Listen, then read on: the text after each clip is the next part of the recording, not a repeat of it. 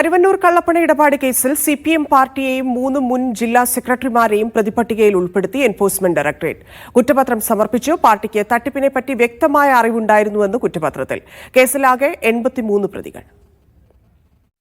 ബാങ്കിന്റെ നടത്തിപ്പിൽ ഇടപെടുക, പ്രതികൾക്ക് അന്യായമായി ലോൺ സമ്പാദിച്ച് ബാങ്കിനെ ചതി ചെയ്യാൻ സഹായം ചെയ്തു കൊടുക്കുക, പ്രതികൾ തട്ടിപ്പിലൂടെ സമ്പാദിച്ച പണം അറിവോടെ പങ്കുപറ്റുക, പണം ഭാവിയിൽ ഉപയോഗിക്കണമെന്ന ഉദ്ദേശത്തോടെ കൈവശം വയ്ക്കുക, തട്ടിപ്പ് പണം ഉപയോഗിച്ച് വസ്തു വാങ്ങുക തുടങ്ങിയ കണ്ടെത്തലുകളാണ് CPM-നെതിരെ കുറ്റപത്രത്തിലുള്ളത്. കേസിൽ 68-ാം പ്രതിയായാണ് പാർട്ടിയെ ഉൾപ്പെടുത്തിയത്.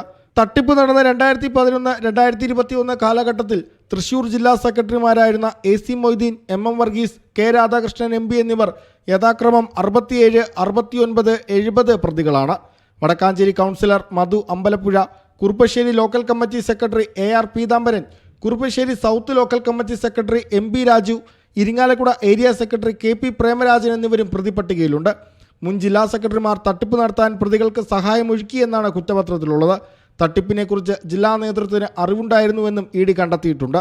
കരുവന്നൂർ കേസിൽ പാർട്ടിക്ക് ബന്ധമില്ലെന്നും കുറ്റപത്രം രാഷ്ട്രീയ പ്രേരിതമാണെന്നും AC മൊയ്തീൻ പ്രതികരിച്ചു. പാർട്ടിക്ക് ആ കാര്യത്തിൽ യാതൊരു ബന്ധവുമില്ല.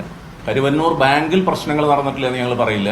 അതിന് സംസ്ഥാന സർക്കാർ ആവശ്യമായ ഡിപ്പാർട്ട്മെന്റൽ നടപടി സ്വീകരിച്ചതാണ്. തട്ടിപ്പിലൂടെ പ്രതികൾ സ്വന്തമാക്കിയത് 180 കോടി രൂപയാണെന്നാണ് ED കണ്ടെത്തൽ. ഇതിൽ 128 കോടി രൂപ ED കണ്ടുകെട്ടിയിട്ടുണ്ട്. കരുവന്നൂർ ബാങ്കിൽ CPM-ന് 5 രഹസ്യ അക്കൗണ്ടുകൾ ഉണ്ടായിരുന്നുവെന്നും ബിനാമി വായ്പകളിലൂടെ ലഭിച്ച പണം ഈ അക്കൗണ്ടുകളിലേക്കാണ് അയച്ചതെന്നും ED കുറ്റപത്രത്തിൽ പറയുന്നു.